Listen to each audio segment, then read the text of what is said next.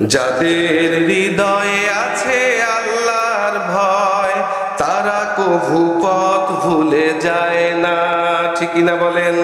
যাদের হৃদয়ে আছে আল্লাহর ভয় তারা কভু পথ ভুলে যায় না।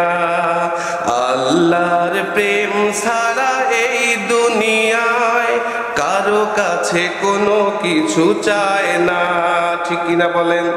মন আমার কাঁদে রে, প্রাণ আমার কাঁদে রে, যেতে সোনার মদিনায়। যে মদিনা ধন্য হলো পেয়ে তব ঠিকানা। মন আমার কাঁদে রে, প্রাণ আমার কাঁদে রে, যেতে সোনার মদিনা। একটা যুদ্ধ হয়েছে আল্লাহ রাসূলের জীবনে, এই যুদ্ধটার নাম হচ্ছে খন্দকের যুদ্ধ। কি নাম? খন্দকের যুদ্ধ। পরিখা খনন করতেছে। হযরত সালমান ফার্সি পরামর্শ দিলেন যে ইয়া রাসূলুল্লাহ, আমি আমার দেশ পারস্যে দেখেছি যে শত্রুর আক্রমণ প্রতিহত করার জন্য চতুর্দিক দিয়ে খন্দক করে, গর্ত করে, এমন গর্ত 14 হাত, অর্থাৎ ঘোড়া যাতে টপকায় যাইতে না পারে, আবার এত গভীর যে ঘোড়া পড়লে যাতে উঠতে না পারে। বলেন তো গর্ত ছোট না বড়? সাহাবীরা রাত দিন পরিশ্রম করে মাটি খনন করতেছেন। একজন সাহাবী আল্লাহ রাসূল সাল্লাল্লাহু আলাইহি ওয়াসাল্লামকে এসে নিজের অভিযোগ করলেন যে ইয়া রাসূলুল্লাহ, অনেক দিন হয়ে গেল, 3 দিন ধরে কিছু খাই নাই। পেটের কাপড়টা তুলে দেখাইলেন যে পেটের মধ্যে একটা পাথর। কয়টা পাথর? আল্লাহর নবী বললেন, ও আমার সাহাবী, তোমার পেটে তো মাত্র একটা পাথর। আল্লাহর নবী নিজের কাপড়টা তুলে দেখাইলেন, আল্লাহর নবীর পেটে 2টা পাথর। কয়টা পাথর? দূর থেকে একজন সাহাবী নাম জাবের ইবনে আব্দুল্লাহ, তিনি দেখলেন আল্লাহর নবী ক্ষুধার যন্ত্রণায় নিজের পেটে পাথর বেঁধেছে। দৌড়ে চলে গেলেন বিবির কাছে। বিবিকে বললেন, বিবি রে, এমন একটা দৃশ্য দেখেছি, আমি জাবেরের কলিজার টুকরা হয়ে গেছে। আল্লাহর নবী না খেয়ে আছেন 3 দিন, পেটের মধ্যে পাথর বেঁধেছেন। বাড়িতে কি কিছু আছে? বিবি বললেন, আমরা গরিব মানুষ, বাড়িতে কিচ্ছু নাই, ছোট্ট একটা ছাগলের বাচ্চা আছে আর কিছু জবের আটা।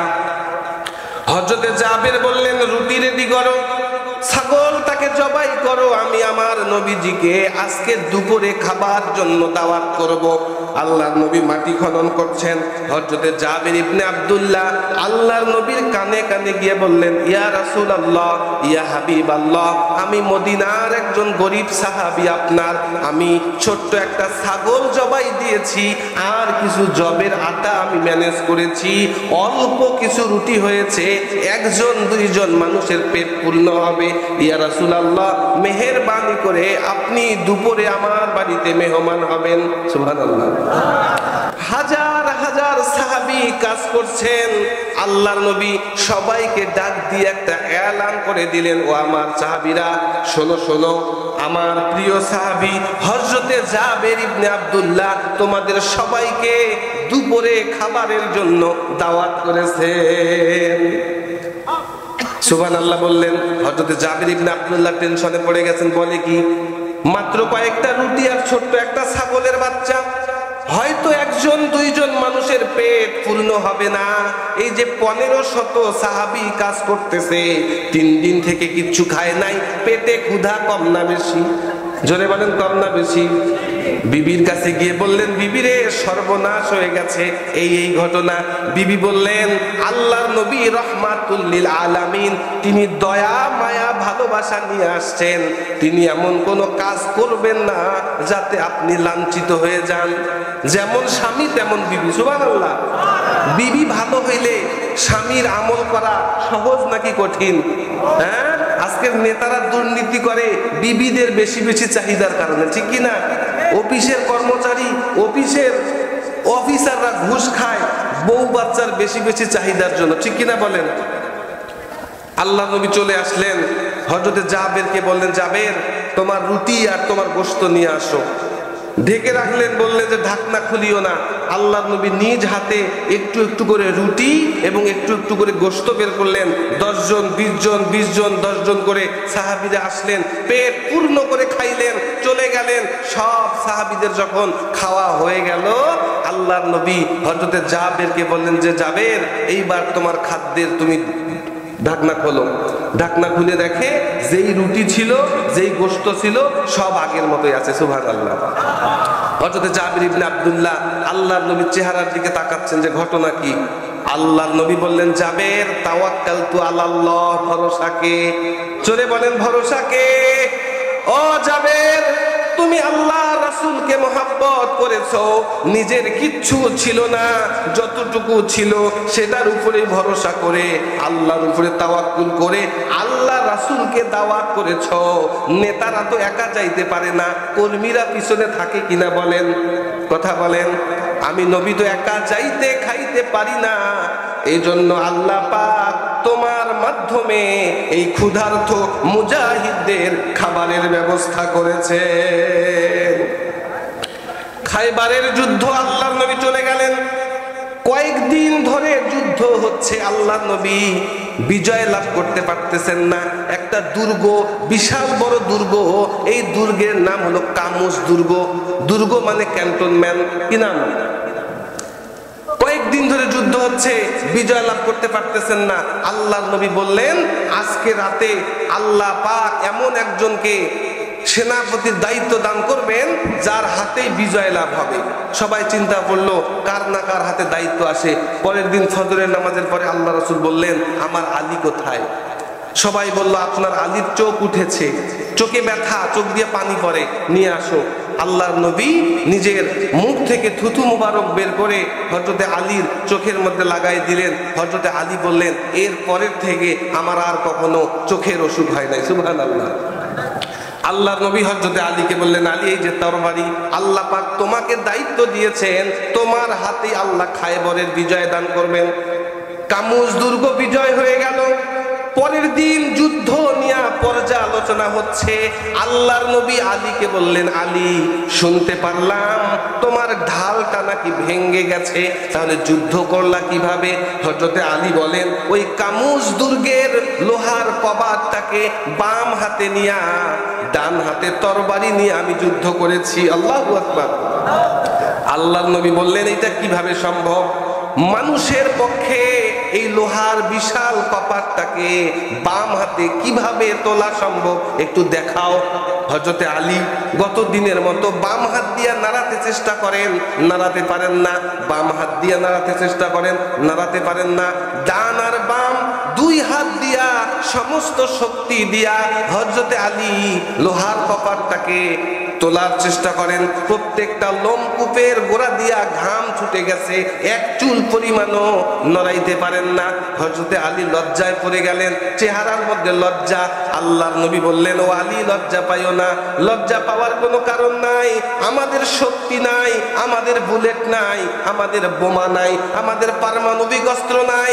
আল্লাহ পাক বিজয় দান করতে চেয়েছেন তোমার হাত দিয়া, এই জন্য ওই সময় তোমার শরীরে আল্লাহ পাক জান্নাতি যুবকের শক্তি দান করেছেন।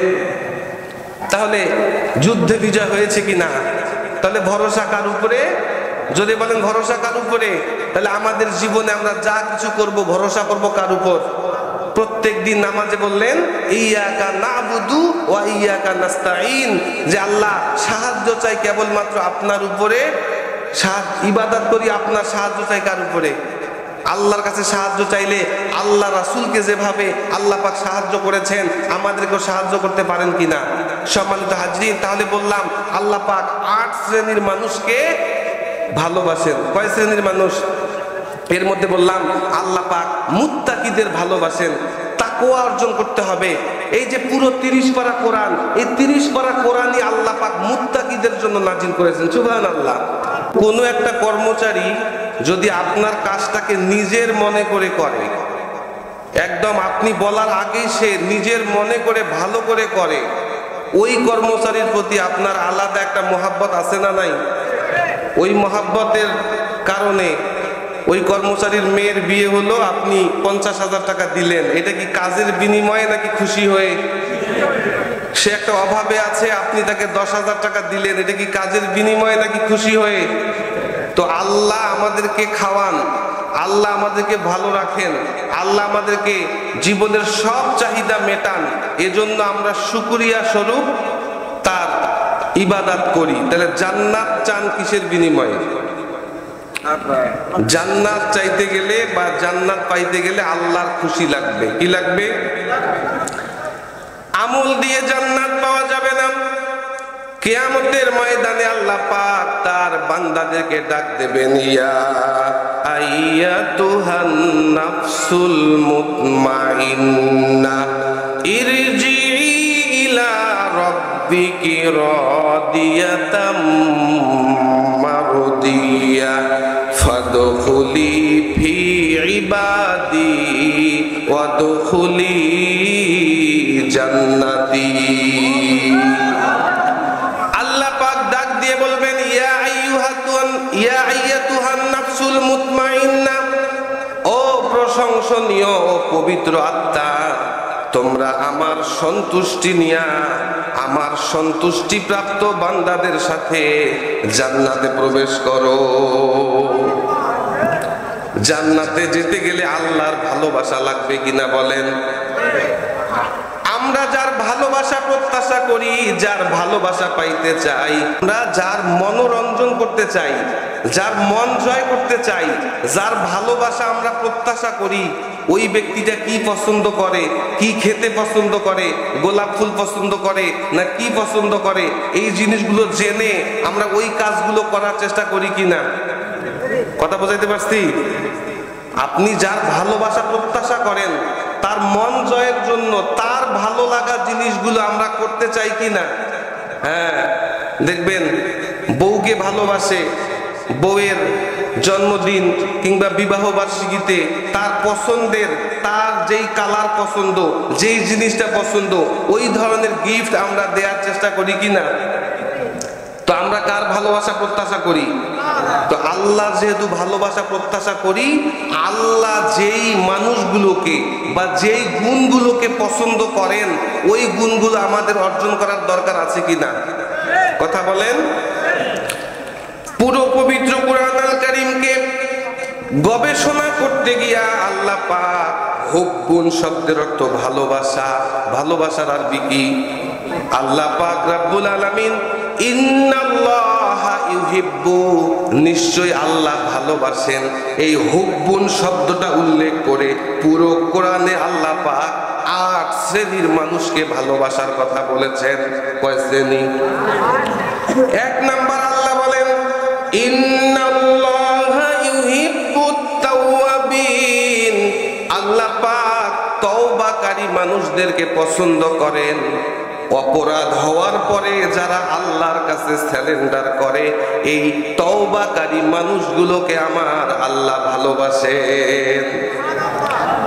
আল্লাহ পাকের একজন নবী আদম আলাইহিস সালাম, আল্লাহ পাক বললেন লা তাকরাবা হাযিহিস শাজারা, ওই গাছটার কাছে যাইও না। শয়তানের ওয়াসওয়াসায় পড়ে আদম হাওয়া ওই গন্ধমের ফল খাইছিল কিনা বলেন? আল্লাহ যখন বলল আমার নিষেধাজ্ঞা সত্ত্বেও কেন তুমি এই ফলের কাছে গেলা, কোনো কথা নাই, কোনো কৈফিয়ত নাই। আল্লাহর কাছে তওবা পড়লেন, রব্বানা জালামনা আনফুসানা ওয়া ইল্লাম তাগফির লানা ওয়া তারহামনা লানাকুনান্না মিনাল খাসিরিন। আর ইবলিস সহ ফেরেশতাদেরকে বলেছেন আল্লাহ উসজুদু লি আদম, সবাই আদমকে সিজদা করো। ফাসাজাদু ইল্লা ইবলিস, সবাই সিজদা করলো, কে ছাড়া? ইবলিসকে বলল মা মানাকা, কে তোকে বাধা দিল? আমি আল্লাহ পাকের নির্দেশ থাকা সত্ত্বেও কেন তুই আদমকে সিজদা করলি না? সে কিন্তু তওবা করলো না, সে যুক্তি দেখাইলো আনা খায়রুম মিনহু, আমি আদমের চাইতে ভালো। খলাকতানি মিন তিন, আপনি আমাকে মাটি থেকে বানিয়েছেন। ওয়া খালাকতাহু খলাকতানি মিন নার, আপনি আমাকে আগুন থেকে বানিয়েছেন। ওয়া খালাকতাহু মিন তিন, আপনি আদমকে বানিয়েছেন মাটি দ্বারা। মাটি নিক্ষেপ করলে নিচের দিকে চলে যায়, আর আগুন জ্বালালে উপরের দিকে ওঠে। আমি উপরের জিন হয়ে নিচের আদমকে সেজদা করতে পারি না। আল্লাহ তাকে বললেন বের হয়ে যাও, আমার জান্নাতে থাকার সৌভাগ্য তোমার হবে। তাহলে আল্লাহ পাক কয় শ্রেণীর মানুষকে ভালোবাসেন বললাম? 8 শ্রেণী। 1 নাম্বার, ইন্নাল্লাহা ইউহিব্বুত তাওয়াবিন, যারা অপরাধ করার পরে তওবা করে, এই তওবাকারী মানুষগুলোকে আল্লাহ ভালোবাসেন। আল্লাহর নবী বলেন কুল্লু বানি আদম খাত্তাউন, প্রত্যেক আদম সন্তানই অপরাধী, পাপ সবারই আছে না নাই বলেন। ওয়া খায়রুল খাত্তাউনা তাওয়াবুন, সবচেয়ে ভালো অপরাধী হচ্ছে ওই ব্যক্তি যেই ব্যক্তি অপরাধ করার পরে তওবা করে। তাহলে আল্লাহ তওবাকারী মানুষদেরকে ভালোবাসেন। আল্লাহর ভালোবাসা পাওয়ার জন্য তওবা করার দরকার আছে না নাই? 2 নাম্বার, আল্লাহ বলেন ইন্নাল্লাহা ইউহিব্বুল মুহসিনিন, আল্লাহ দয়ালু মানুষদেরকে ভালোবাসেন, যাদের অন্তরে দয়া আছে, মানুষের উপরে দয়া করে, পশু পাখিদের উপরে দয়া করে। এমন দয়ালু মানুষ আমাদের সমাজে আছে না নাই? এই দয়া মায়া কমে গেছে জন্য দিনের আলোতে মানুষ মানুষকে চাঁদার জন্য হত্যা করে। ইদানিং কম নাকি বেশি? মানুষ কেমনে পাথর দিয়া মানুষকে হত্যা করে, আছে না নাই? মানুষ কিভাবে মানুষের হাত কেটে নিয়ে আলাদা ধরে রাখে। আহারে, আল্লাহর নবী বললেন ইরহামু মান ফিল আরদি ইয়ারহামুকুম মান ফিস সামাই, ও আমার উম্মতেরা দুনিয়াবাসীর উপরে দয়া করো, আসমানওয়ালা তোমাদের উপরে দয়া করবে। সুবহানাল্লাহ। নবী বললেন যেই ব্যক্তি মানুষের উপরে দয়া করে না, মায়া করে না, কর্কশ ব্যবহার করে, আল্লাহর কাছে মুনাজাত করলে আল্লাহ ওই কর্কশ ব্যক্তির মুনাজাত কখনো কবুল করবে না। তাহলে আল্লাহ বললেন ইন্নাল্লাহা ইউহিব্বুল মুহসিনিন, আল্লাহ পাক দয়ালু মানুষদেরকে ভালোবাসেন। সুতরাং আল্লাহর ভালোবাসা পাওয়ার জন্য দয়ালু হওয়ার দরকার আছে নাই বলেন? 3 নাম্বার, ইন্নাল্লাহা ইউহিব্বুল মুতাতাহিরিন, আল্লাহ পাক পবিত্র মানুষদেরকে ভালোবাসেন, যাদের পাঞ্জাবি পবিত্র, বিড়ির গন্ধ বের হয় না, যাদের শরীর দিয়া গন্ধ বের হয় না, যাদের ভিতরও পবিত্র বাহিরও পবিত্র, এই পবিত্র মানুষগুলোকে আমার আল্লাহ ভালোবাসেন। অনেক লোক আছে বাহিরে চকচকা, ভিতরের অন্তরটা পচে গেছে, আছে না নাই? ভিতরে হিংসা, বিদ্বেষ, ক্ষোভ, রাগ, অন্যের ক্ষতি করার চিন্তা, অথচ বাহিরে দেখলে মনে হবে আল্লাহর ফেরেশতা, ঠিক কি না? অথচ আল্লাহ বললেন ইন্নাল্লাহা ইউহিব্বুল মুতাতাহিরিন, যারা ভিতরে এবং বাহিরে পবিত্র, চকচকা হৃদয়ের অধিকারী, এই সুন্দর হৃদয়ের অধিকারী এবং পবিত্রতা অর্জনকারী মানুষগুলোকে আমার আল্লাহ ভালোবাসেন। সুতরাং আল্লাহর ভালোবাসা পাওয়ার জন্য আমাদের ভিতর এবং বাহির পরিষ্কার করার দরকার আছে কিনা বলেন? 4 নাম্বার, ইন্নাল্লাহা ইউহিব্বুল মুত্তাকিন, আল্লাহ পাক মুত্তাকি পরহেজগার, খোদা ভীরু, আল্লাহ ভীরু মানুষদেরকে ভালোবাসেন। মুত্তাকি মানে পরহেজগার, যাদের অন্তরে কার ভয়? বলেন কার ভয়? শুধুমাত্র বাহিরের লেবাস, বাহিরের পাঞ্জাবি, টুপি, পাগড়ি দেখলে কাউকে আপনি মুত্তাকি বলতে পারবেন না। বিগত সময়ে ব্যাংকগুলোকে লুট করে খেয়েছে দরবেশ বাবা, বাহির থেকে বলে হবে দরবেশ। কথা বলেন। আল্লাহর নবী বলেছেন তাকওয়া হাহুনা, তাকওয়া মানুষের কলিজায় থাকে, তাকওয়া মানুষের অন্তরে থাকে। আল্লাহর নবী 3 বার ইশারা করে দেখাই দিলেন তাকওয়া হাহুনা, তাকওয়া হাহুনা, তাকওয়া হাহুনা। তাকওয়া মানুষের হৃদয়ে থাকে, পৃথিবীর কেউ জানেন না। মনে আল্লাহর ভয় থাকলে জানেন কে? সুতরাং আল্লাহর ভালোবাসা পেতে গেলে অন্তরে কার ভয় লাগবে? যারা আল্লাহকে ভয় করে চলে তাদের দ্বারাই দুর্নীতি করা সম্ভব, তাদের দ্বারাই মানুষের হক মেরে খাওয়া সম্ভব, তাদের দ্বারাই দেশের টাকা বিদেশে পাচার করা সম্ভব। কথা বলেন। যাদের অন্তরে আল্লাহর ভয় আছে তাদের দ্বারা কোনো অপরাধ হবে? কথা বলেন হবে? পৃথিবীর কোনো সিকিউরিটি গার্ড, পৃথিবীর কোনো নিরাপত্তা কর্মী, কোনো দুর্নীতি দমন কমিশন কোনো মানুষকে ভালো বানাইতে পারে না যতক্ষণ না আপনার অন্তরে কার ভয় দরকার? জোরে বলেন। পবিত্র কুরআনের 65 নম্বর সূরা তালাক 2 নম্বর আয়াতে আল্লাহ বলেছেন ওয়া মাইয়াত্তাকিল্লাহ ইয়াজআল লাহু মাখরাজা। মাদ্রাসা ছাত্ররা, মাখরাজ মানে বের হওয়ার রাস্তা। মাখরাজ মানে কি? আল্লাহ বললেন ওয়া মাইয়াত্তাকিল্লাহ ইয়াজআল লাহু মাখরাজা, যেই ব্যক্তি আমি আল্লাহকে ভয় করে জীবন চালাবে, ইয়াজআল লাহু মাখরাজা, ওই ব্যক্তির জীবন চলার পথে যদি কোনো বিপদে পড়ে, যদি কোনো অভাবে পড়ে, যদি কোনো মুসিবতে পড়ে, সে যদি আমি আল্লাহকে ভয় করে জীবন চালায়, ইয়াজআল লাহু মাখরাজা, আমি আল্লাহ ওই বিপদ থেকে উদ্ধারের জন্য রাস্তা তৈরি করে দেব। বলেন সুবহানাল্লাহ। এর অন্তরে আল্লাহর ভয় আছে, তাদের দ্বারাই দুর্নীতি করা সম্ভব। যাদের হৃদয়ে আছে আল্লাহর ভয়, তারা কভু পথ ভুলে যায় না। ঠিক না বলেন? যাদের হৃদয়ে আছে আল্লাহর ভয়, তারা কভু পথ ভুলে যায় না। আল্লাহর প্রেম ছাড়া এই দুনিয়ায় কারো কাছে কোনো কিছু চায় না। ঠিক কিনা বলেন? তাহলে আল্লাহ বললেন মুত্তাকি হতে হবে। আল্লাহর ভালোবাসা পাওয়ার জন্য অন্তরে কার ভয় লাগবে বলেন?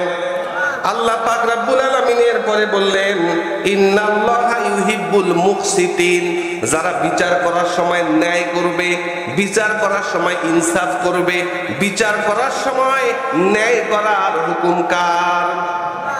কুরআনুল কারীমের 55 নম্বর সূরা রহমান বের করবেন। আল্লাহ পাক শুরুতেই বললেন ওয়া আকিমুল ওয়াজনা বিল কিসতি ওয়ালা তুখসিরুল মিজান। আল্লাহু আকবার। আল্লাহ বলতেছেন যখন ওজন করবা, মিজানের পাল্লাটা বিল কিসতি, অত্যন্ত নিরপেক্ষভাবে করতে হবে। হুকুম কার? আপনি 500 টাকা মজুরি নিছেন, আপনার 6 ঘন্টা কর্ম দেওয়ার দরকার, 6 ঘন্টা কর্ম দিতে হবে কিনা? আপনি মাদ্রাসায় গেছেন, চাকরি করেন, সরকার আপনাকে যত ঘন্টার জন্য বেতন দেন তত ঘন্টা আপনার মাদ্রাসায় থাকার দরকার আছে কিনা? যাদের অন্তরে আল্লাহর ভয় আছে তারা কি আল্লাহকে ভয় করবে নাকি প্রিন্সিপালকে ভয় করবে? কথা বুঝছেন? আল্লাহ বলতেছেন ইন্নাল্লাহা ইউহিব্বুল মুকসিতিন, যারা জীবন চলার পথে নিজেদের দাড়িপাল্লাটাকে অত্যন্ত নিষ্ঠার সাথে, ইনসাফের সাথে কায়েম করে, আল্লাহ পাক এই নিষ্ঠাবান মানুষগুলোকে ভালোবাসেন। বলেন সুবহানাল্লাহ। যারা এটা ভয় করবে, 2 ছেলের মধ্যে সম্পত্তি বন্টন করতে গিয়া কম বেশি আছে না নাই? কথা বলেন। ছেলে মেয়ের মধ্যে সম্পত্তি বন্টন করতে গিয়া ছেলেকে ঠকায়, মেয়ের নামে লিখে দেয়, অথবা মেয়েকে ঠকায়, সব সম্পত্তি ছেলের নামে লিখে দেয়, এমন হাজী সাহেব আমাদের সমাজে আছে কিনা? কথা বলেন, আছে কিনা? এরপরে আল্লাহ বলেন ইন্নাল্লাহা ইউহিব্বুল মুতাওয়াক্কিলিন, যারা জীবন চলার পথে কেবলমাত্র আল্লাহর উপরে ভরসা করে, এই আল্লাহর উপরে ভরসাকারী মানুষগুলোকে আমার আল্লাহ ভালোবাসেন। আমাদের ভরসাকে জোরে বলেন, আমাদের ভরসাকে হাসবুনাল্লাহু ওয়া নি'মাল ওয়াকিল ওয়া নি'মাল মাওলা ওয়া নি'মান নাসির। আমাদের ওয়াকিলকে, আমাদের অভিভাবককে আল্লাহ। যার অভিভাবক, তার জীবন চলার পথে কোনো ভয় আছে নাকি বলেন? আল্লাহ পাক বলছেন ইয়্যাকা না'বুদু ওয়া ইয়্যাকা নাস্তাঈন, ও আল্লাহ দাসত্ব করি, গোলামি করি কেবলমাত্র তোমার, আর বিপদে পড়লে সাহায্য চাই কার? কথা বলেন। আল্লাহ শিখাই দিচ্ছেন যে তুমি ভরসা করবা কার উপরে? পবিত্র কুরআনের 65 নম্বর সূরা তালাকের 3 নম্বর আয়াতের শুরুর অংশে আল্লাহ বলেন ওয়া মাইয়া তাওয়াক্কাল আলাল্লাহ ফাহুয়া হাসবুহু, যেই ব্যক্তি আমি আল্লাহর উপরে তাওয়াক্কুল করে, ভরসা করে, আমি আল্লাহই তার জন্য যথেষ্ট। বলেন সুবহানাল্লাহ। আল্লাহ যদি কারোর জন্য যথেষ্ট হয় তার কোনো ভয় আছে? জোরে বলেন, ভয় আছে? আল্লাহ যদি কারোর জন্য যথেষ্ট হয় তার কোনো ভয় নাই। এই জন্য এশার নামাজে আপনারা দোয়া করেছেন, দোয়া কুনুত, আপনারা বলেছেন ওয়ানা তাওয়াক্কালু আলাইকা, তাওয়াক্কুল কেবলমাত্র কার উপরে? যদি বলেন কার উপরে? যারা আল্লাহর উপরে ভরসা করে তাদের কোনো ভয় নাই। আল্লাহ পাক রব্বুল আলামিন বলছেন ওয়া মাইয়া তাওয়াক্কাল আলাল্লাহি ফাহুয়া হাসবুহু, জীবন চলার পথে যদি একমাত্র আমি আল্লাহর উপরে ভরসা করো, আমি আল্লাহই তোমার জন্য যথেষ্ট। সুবহানাল্লাহ। চেয়ারম্যান যদি আপনাকে বলে যে তোর বেটির বিয়ে আছে আর আমি আছি, বলেন তার কোনো ভয় আছে? যদি আপনাকে এমপি সাহেব বলে যে তোর কি সমস্যা আছে, কোনো টেনশন করবি না, আমি দেখব, বলেন তো ওই ব্যক্তির কোনো টেনশন আছে? চেয়ারম্যান সাহেব পাল্টি খাইতে পারে কিনা, এমপি সাহেব কথা পরিবর্তন করতে পারে কিনা? অথচ আল্লাহ বলছেন ইন্নাল্লাহ লা ইয়াখলিফুল মিয়াদ, আল্লাহ কখনো ওয়াদা বরখেলাপ করেন? যদি বলেন করেন। সেই আল্লাহ বলছেন ওয়ামাইয়া তাওয়াক্কাল আলাল্লাহ ফাহুয়া হাসবুহু, যেই ব্যক্তি আমি আল্লাহর উপরে তাওয়াক্কুল করবে আমি আল্লাহই তার জন্য যথেষ্ট। বলেন সুবহানাল্লাহ। নবীরা ভরসা করেছেন কার উপরে? জোরে বলেন কার উপরে?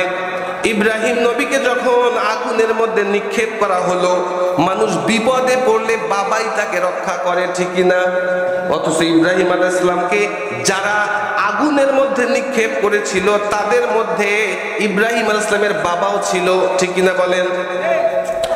ইব্রাহিম নবীকে যখন আগুনের মধ্যে নিক্ষেপ করা হলো, আল্লাহ পাকের ফেরেশতা হযরতে মিকাইল আলাইহিস সালাম এসে বললেন, ও আল্লাহর খলিল, আপনি শুধুমাত্র একবার আমার কাছে বাঁচতে চান, একবার শুধুমাত্র আমার কাছে আপনি বলেন যে মিকাইল তুমি আমাকে বাঁচাও, আমার আন্ডারে মেঘমালা আছে, আমি পানি বর্ষণ করে নমরুদের ফেরাও এই আগুনকে আমি নিভাইয়ে দেব, পারেন কিনা বলেন? আল্লাহর খলিল ইব্রাহিম আলাইহিস সালাম হযরতে মিকাইলকে ডেকে ডেকে বলছেন, ও মিকাইল, হাসবুনাল্লাহু ওয়া নি'মাল ওয়াকিল, আমার ভরসা কে? ও মিকাইল, গোলামি তো তোমার করি না, ইবাদত করি, দাসত্ব করি যে আল্লাহ, আল্লাহ ছাড়া অন্য কারোর কাছে প্রাণ ভিক্ষা আমি চাইতে পারি না। কথা বলেন। আল্লাহ পাক খুশি হয়ে গেলেন, আল্লাহ পাক আগুনকে নির্দেশ দিলেন, ইয়া নারুকুনি বারদাও ওয়া সালামান আলা ইব্রাহিম। আল্লাহু আকবার। আগুনকে বললেন, আগুন আমার ইব্রাহিমের জন্য প্রশান্তিদায়ক ঠান্ডা হয়ে যাও। কেমন ঠান্ডা? বারদাও ওয়া সালামা। বারদুন মানে শীতকাল, বারদুন মানে কি? বারদুন মানে ঠান্ডা, আর সালাম মানে শান্তি। অর্থাৎ এমন ঠান্ডা হইও না যে আমার ইব্রাহিম কষ্ট পাবে। বারদাও ওয়া সালামা, তুমি আমার ইব্রাহিমের জন্য প্রশান্তিদায়ক ঠান্ডা হয়ে যাও। বলেন তো আগুন ঠান্ডা হয়েছিল কিনা? নমরুদ দেখলো 40 দিন পর্যন্ত আগুন জ্বলছে, ইব্রাহিমের একটা পশমও পড়া যাচ্ছে না। নমরুদ বলে, আগুন পোড়ানোর ক্ষমতা কি তুমি হারিয়ে ফেলেছো? আগুনের জবান খুলে গেল। আগুন বলে, ও নমরুদ, আমার পোড়ানোর ক্ষমতা আছে কিনা একবার তুমি আমার মাঝে নেমে আসো, দেখায় দেব পোড়ানোর ক্ষমতা আছে কিনা। কিন্তু যেই রব্বে কারীম আমাকে পোড়ানোর ক্ষমতা দিয়েছেন, ওই রব আমাকে নিষেধ করেছেন ইব্রাহিমের একটা পশম যাতে পোড়া না যায়। সুবহানাল্লাহ। ইব্রাহিম আলাইহিস সালাম যখন বড় হয়ে গেলেন, আপনারা সবাই জানেন হযরতে হাজেরা এবং ইসমাইল আলাইহিস সালামকে মক্কায় রেখে আসছে কিনা বলেন? কথা বলেন। মক্কায় এমন জায়গায় রেখে আসছে, এই কাবা ঘরটা তখন ছিল না, কাবা ঘরটা ছিল না। হযরতে নূহ আলাইহিস সালামের আমলে প্লাবনে পুরো পৃথিবী তলিয়ে গিয়েছিল এবং তখন ওই কাবা ঘরটা ঢাকা গেছে মাটি দিয়া। তবে সবাই জানতো যে এইখানে কোথাও একটা আল্লাহর ঘর আছে। হযরত ইব্রাহিম তার সন্তানকে এবং তার স্ত্রীকে রেখে আসলেন। পিছন থেকে স্ত্রী চিৎকার করে যে আপনি আমাদেরকে রেখে যাচ্ছেন কেন? কোনো কথা নাই। যখন চোখের আড়াল হয়ে গেল, হযরত ইব্রাহিম আলাইহিস সালাম আল্লাহর কাছে দোয়া করলেন, রব্বানা ইন্নী আসকানতু মিন যুররিয়াতি বিওয়াদিন গায়রি যী যারইন ইনদা বাইতিকাল মুহাররম। আল্লাহু আকবার। আল্লাহকে ডাক দিয়া বলেন, আল্লাহ আমার পরিবার পরিজনকে এমন একটা জায়গায় রেখে যাচ্ছি, গায়রি যী যারইন, যেইখানে কোনো শস্য নাই, যেইখানে কোনো ফসল নাই, ইনদা বাইতিকাল মুহাররম, আপনার পবিত্র ঘরের কাছে রেখে যাচ্ছি। একটা দোয়া করেছেন আল্লাহর কাছে, বলেন ফাজআল আফইদাতাম মিনান নাসি তাহউই ইলাইহিম। আফইদাতান, ফুয়াদ মানে অন্তর। ও আল্লাহ, আপনি পৃথিবীর মানুষের মহব্বত এই ঘরের দিকে আকৃষ্ট করে দেন। বলেন তো, কাবার দিকে আমাদের মন আকৃষ্ট আছে না নাই? বলেন, মন আমার কাঁদে রে, প্রাণ আমার কাঁদে রে, যেতে সোনার মদিনায়। কাঁদে কিনা? মন আমার কাঁদে রে, প্রাণ আমার কাঁদে রে, যেতে সোনার মদিনায়। যে মদিনা ধন্য হলো পেয়ে তব ঠিকানা। মন আমার কাঁদে রে, প্রাণ আমার কাঁদে রে, যেতে সোনার মদিনা। ইব্রাহিম ইসলাম ভরসা করেছেন কার উপরে? জোরে বলেন। একজন নবীকে মাছে খেয়েছে, সেই নবীর নাম কি? জোরে বলেন। ইউনূস সালামকে মাছে খেয়ে ফেললো। এই পৃথিবীতে অপরাধ করার পরে নেতার ফোনে অপরাধী ছাড়া পায় কিনা? কথা বলেন। খুনের আসামি অস্ত্র সহ ধরে, আবার নেতার ফোন পাইলে অস্ত্র সহ ছেড়ে দেয়, আছে না নাই? আজকে চাঁদাবাজরা চাঁদাবাজি করার সাহস কোথায় পায়? মন্ত্র তো নেতার কাছ থেকে আসে, ঠিক কিনা? ওর শক্তি আছে যে পুলিশ ধরবে, নেতায় বাঁচাবে। খুন করার সাহস পায়, কারণ অ্যারেস্ট যদি হয়েও যায়, বাঁচাবে কে? কে বাঁচাবে? নেতার জোরে মানুষ খুন করে, নেতার জোরে মানুষ চাঁদাবাজি করে, নেতার জোরে বোতাম খুলে দিয়ে হাঁটে। ক্ষমতায় না যাইতেই শুরু হয়ে গেছে, ঠিক কিনা? কথা বলেন। হযরত ইউনূস আলাইহিস সালাম পৃথিবীর কোন নেতাকে ডাকলে শুনতেন না, বাপকে ডাকলে শুনতেন না, মাকে ডাকলে শুনতেন না। ডেকেছেন কাকে? কাকে ডেকেছেন? দোয়া করেছেন, লা ইলাহা ইল্লা আনতা সুবহানাকা ইন্নী কুনতু মিনাজ জালিমিন। আল্লাহকে বলেছেন, আল্লাহ আপনি না বাঁচাইলে আর কেউ বাঁচাইতে পারবে না। আল্লাহ পাক সাড়া দিয়েছেন কিনা বলেন? ফাস্তাজাবনা লাহু ওয়া নাজাইনাহু মিনাল গাম্মি ওয়া কাযালিকা নুনজিল মুমিনিন। আল্লাহু আকবার। আল্লাহ বলেন, ফাস্তাজাবনা লাহু, আমি আমার ইউনূসের ডাকে সাড়া দিয়েছি, ওয়া নাজাইনাহু মিনাল গাম্মি, এবং তাকে সেই বিপদ থেকে রক্ষা করেছি। আল্লাহ কথা এখানে শেষ করেন নাই, ওয়া কাযালিকা নুনজিল মুমিনিন। কিয়ামত পর্যন্ত যত মুমিন বান্দা বিপদে পড়ে আমি আল্লাহকে ডাকবে, আমি আমার বান্দা ইউনূসকে যেভাবে উদ্ধার করেছি, আমার বিপদগ্রস্ত বান্দাকেও আমি আল্লাহ উদ্ধার করব। বলেন সুবহানাল্লাহ। আল্লাহ পারেন কিনা? ইউনূস আলাইহিস সালামকে যেই আল্লাহ মাছের পেট থেকে রক্ষা করেছেন, ওই আল্লাহ এখনো আছে কিনা বলেন? কথা বলেন। আইয়ুব নবীর হায়রে রোগ, ঠিক কিনা? রোগের কারণে পুরা শরীর পোকা ধরেছে।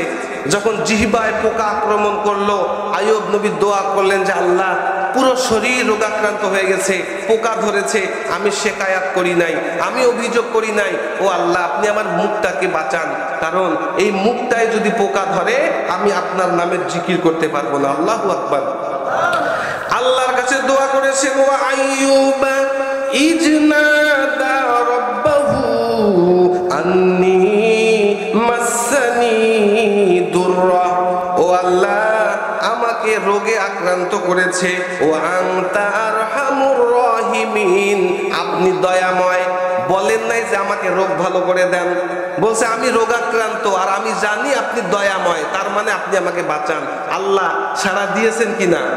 আল্লাহ বলেন, ফাস্তাজাবনা লাহু ফাকাশাফনা মা বিহি মিন দুররি। আমি আমার আইয়ুবের ডাকে সাড়া দিলাম, এবং সেই যে রোগ থেকে আমি আল্লাহ তাকে উদ্ধার করলাম। তাহলে ভরসা কে? যদি বলেন ভরসা কে? সর্বশেষ মুসা আলাইহিস সালামকে ফেরাউনের বাহিনী ধাওয়া করেছে। ফেরাউনের বাহিনী মুসা আলাইহিস সালামকে ধাওয়া করেছে। মুসা আলাইহিস সালাম পুরো পরিবার নিয়ে, তার যে সঙ্গী সাথী ছিল সবাইকে নিয়ে চলে যাচ্ছেন।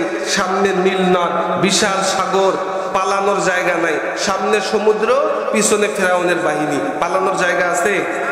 আল্লাহ পাক রব্বুল আলামিন বলেন, আমার মুসা আলাইহিস সালাম যখন চলে যাচ্ছে, ফালাম্মা তারাল জামানি ক্বালা আসহাবু মুসা, মুসার বাহিনী বলল আমরা ধরা খেয়ে গেছি। কিন্তু মুসার ভরসা কে? জোরে বলেন, মুসার ভরসা কে? মুসা আলাইহিস বললেন, কাল্লা ইন্না মাইয়া রব্বি, কখনো নয়, আমার সাথে কে আছেন? আমার রব আছেন। সাইয়াহদিন, অবশ্যই তিনি আমাকে রাস্তা দেখাবেন। বলেন তো মুসা আলাইহিস সালামকে রাস্তা দেখাইছেন কিনা? রাস্তা দেখাইছেন কিনা? সম্মানিত হাজরিন, আমরা কোন নবীর অনুসারী বলেন? কোন নবীর অনুসারী? আমরা মুহাম্মদ সাল্লাল্লাহু আলাইহি ওয়াসাল্লামের অনুসারী। মুহাম্মদ সাল্লাল্লাহু আলাইহি ওয়াসাল্লাম যখন মক্কা থেকে মদিনায় হিজরত করে যাবেন, হযরতে আলীকে ডেকে বললেন যে আলী, আমার বিছানায় আমার চাদর গায়ে দিয়ে তুমি শুয়ে থাকো, আমার আল্লাহ আমাকে হুকুম করেছেন আমাকে চলে যেতে হবে। হযরতে আলী বললেন, ইয়া রাসূলুল্লাহ, আপনার বিছানায় আপনার চাদর গায়ে দিয়ে আমি শুয়ে থাকবো, আর কালকে সকালবেলা মক্কার কাফিরেরা আপনাকে হত্যার উদ্দেশ্যে আপনার ঘরে আসবে। আপনার গায়ে আপনার চাদর গায়ে দিয়ে আপনার বিছানায় যদি আমি শুয়ে থাকি, তারা আমি আলীকে মুহাম্মদ মনে করে তাদের তরবারি দিয়ে আমাকে টুকরা টুকরা করে ফেলবে। ইয়া রাসূলুল্লাহ, এর পরেও আমার অন্তরে একটুকু ব্যথা অনুভব হবে না, বরঞ্চ আমি আলীর অন্তরে এই তৃপ্তি হবে যে আমি আলীর জীবনের বিনিময়ে আল্লাহর নবী বেঁচে আছেন। বলেন সুবহানাল্লাহ। আল্লাহর নবী চলে গেলেন, চতুর্দিকে যুবকেরা ঘিরে ধরেছে। মক্কার প্রত্যেকটা গোত্র থেকে একজন একজন করে যুবক তারা ম্যানেজ করেছে, ক্ষমতার লোভ দেখিয়েছে, টাকার লোভ দেখিয়েছে, পদ পদবীর লোভ দেখিয়েছে। আছে কি ইসলাম? বের হয়ে দেখলেন চতুর্দিকে যুবকেরা ঘিরে ধরে আছে, বাঁচানোর মালিককে? আল্লাহর নবী এক মুষ্টি মাটি হাতে নিয়ে তিনি কি করলেন? শাহাতিল উজু দোয়া পড়লেন। শাহাতিল উজু মানে তোদের চেহারাগুলো বিকৃত হয়ে যাক। আল্লাহ পাক রব্বুল আলামিন এই বালুকণাকে প্রত্যেকটা কাফিরের চোখে চোখে পৌঁছাই দিলেন। বলে সুবহানাল্লাহ। পরবর্তী আয়াতে আল্লাহ পাক এই ঘটনাকে স্মরণ করাই দিচ্ছেন, ওয়ামা রামাইতা ইদ রামাইতা ওয়ালাকিন্নাল্লাহা রামা। আল্লাহ পাক বললেন, ও নবী, ওয়ামা রামাইতা ইজ রামাইতা, আপনি নিক্ষেপ করেন নাই, এই বালুকে আপনি নিক্ষেপ করেন নাই, আপনি মাত্র ছেড়ে দিয়েছেন। আর এই বালুকে প্রত্যেকটা কাফিরের চোখে চোখে পৌঁছে দেওয়ার দায়িত্ব আমি আল্লাহ নিয়েছিলাম। পবিত্র কুরআনুল কারীমের একটা সূরা আছে, সূরার নাম সূরা ইয়াসিন। কি নাম? সূরা ইয়াসিনে আল্লাহ বলেন, ওয়াজআলনা মিন বাইনি আইদিহিম সাদ্দা ওয়া মিন খালফিহিম সাদ্দা ফাগশাইনাহুম ফাহুম লা ইউবসিরুন। আল্লাহ বলেন, ও নবী, আমি তাদের চোখের সামনে একটা দেয়াল নিযুক্ত করেছি, পিছনেও একটা দেয়াল নিযুক্ত করেছি। লা ইউবসিরুন, আপনি চলে গেছেন, তারা দেখে নাই। সুবহানাল্লাহ। তাহলে আমাদের ভরসা কে? জোরে বলেন, আমাদের ভরসা কে? সম্মানিত হাজরিন, এইভাবে নবীদের জীবনের প্রত্যেকটা পরতে পরতে আল্লাহর উপরে ভরসা আছে কিনা? জোরে বলেন, আছে কিনা? বদরের যুদ্ধে মুসলিমদের সংখ্যা কয়জন? 313 জন। এই 313 জনের উপরে বিজয় দান করেছেন কে? বদরের যুদ্ধে আল্লাহর নবী দোয়া করেছেন যে আল্লাহ, আজকের এই বদরের প্রান্তরে যদি আমরা হেরে যাই, মুসলিমদের অবস্থা এইখানেই শেষ। আল্লাহ বলেছেন, টেনশন করবেন না, আমি আলফাম মিনাল মালাইকা 1000 ফেরেশতা পাঠিয়ে আপনাকে সাহায্য করব। বলেন সুবহানাল্লাহ। আল্লাহ সাহায্য করেছেন কিনা? একটা যুদ্ধ হয়েছে আল্লাহ রাসূলের জীবনে, এই যুদ্ধটার নাম হচ্ছে খন্দকের যুদ্ধ। কি নাম? খন্দকের যুদ্ধ। পরিখা খনন করতেছে। হযরতে সালমান ফার্সি পরামর্শ দিলেন যে ইয়া রাসূলুল্লাহ, আমি আমার দেশ পারস্যে দেখেছি যে শত্রুর আক্রমণ প্রতিহত করার জন্য চতুর্দিক দিয়ে খন্দক করে, গর্ত করে, এমন গর্ত 14 হাত, অর্থাৎ ঘোড়া যাতে টপকায় যাইতে না পারে, আবার এত গভীর যে ঘোড়া পড়লে যাতে উঠতে না পারে। বলেন তো গর্ত ছোট না বড়? সাহাবীরা রাত দিন পরিশ্রম করে মাটি খনন করতেছেন। একজন সাহাবী আল্লাহ রাসূল সাল্লাল্লাহু আলাইহি ওয়াসাল্লামকে এসে নিজের অভিযোগ করলেন যে ইয়া রাসূলুল্লাহ, অনেক দিন হয়ে গেল, 3 দিন ধরে কিছু খাই নাই। পেটের কাপড়টা তুলে দেখাইলেন যে পেটের মধ্যে একটা পাথর। কয়টা পাথর? আল্লাহর নবী বললেন, ও আমার সাহাবী, তোমার পেটে তো মাত্র একটা পাথর। আল্লাহর নবী নিজের কাপড়টা তুলে দেখাইলেন, আল্লাহর নবীর পেটে 2টা পাথর। কয়টা পাথর? দূর থেকে একজন সাহাবী নাম জাবের ইবনে আব্দুল্লাহ, তিনি দেখলেন আল্লাহর নবী ক্ষুধার যন্ত্রণায় নিজের পেটে পাথর বেঁধেছে। দৌড়ে চলে গেলেন বিবির কাছে। বিবিকে বললেন, বিবি রে, এমন একটা দৃশ্য দেখেছি, আমি জাবেরের কলিজার টুকরা হয়ে গেছে। আল্লাহর নবী না খেয়ে আছেন 3 দিন, পেটের মধ্যে পাথর বেঁধেছেন। বাড়িতে কি কিছু আছে? বিবি বললেন, আমরা গরিব মানুষ, বাড়িতে কিছু নাই, ছোট্ট একটা ছাগলের বাচ্চা আছে আর কিছু জবের আটা। হযরতে জাবের বললেন, রুটি রেডি করো, ছাগলটাকে জবাই করো, আমি আমার নবীজিকে আজকে দুপুরে খাবার জন্য দাওয়াত করব। আল্লাহর নবী মাটি খনন করছেন।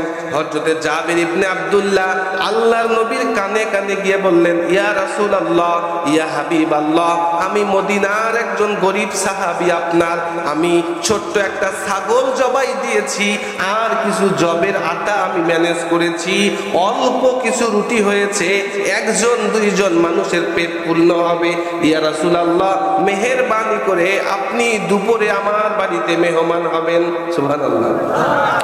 হাজার হাজার সাহাবী কাজ করছেন। আল্লাহর নবী সবাইকে ডাক দিয়ে একটা এলান করে দিলেন, ও আমার সাহাবীরা, শোনো শোনো, আমার প্রিয় সাহাবী হযরতে জাবের ইবনে আব্দুল্লাহ তোমাদের সবাইকে দুপুরে খাবারের জন্য দাওয়াত করেছেন। সুবহানাল্লাহ বললেন। হযরতে জাবের ইবনে আব্দুল্লাহ টেনশনে পড়ে গেছেন। বলে কি, মাত্র কয়েকটা রুটি আর ছোট্ট একটা ছাগলের বাচ্চা, হয়তো 1-2 মানুষের পেট পূর্ণ হবে না।